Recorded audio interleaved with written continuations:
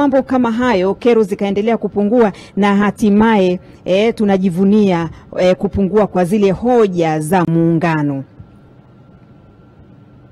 Lakini kubwa zaidi,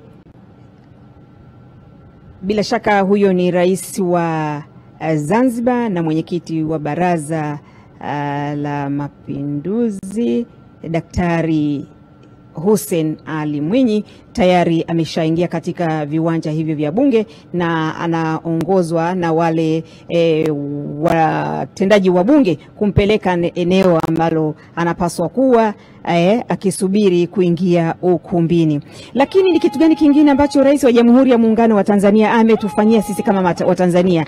Ameimarisha uratibu wa kamati za pande zote mbili za utatuzi wa hoja za muungano. Bila kuimarisha hizo kamati za pande zote mbili, kama hazitakuwa zinaimba wimbo mmoja, hazitakuwa zinasema kwa pamoja, hawatakuwa na umoja, kwa kweli itakuwa ni ngumu katika kujadili jambo. Lakini wakishakuwa ni watu wanaoimba lugha moja, wanaozungumza lugha moja, wanaimba wimbo mmoja,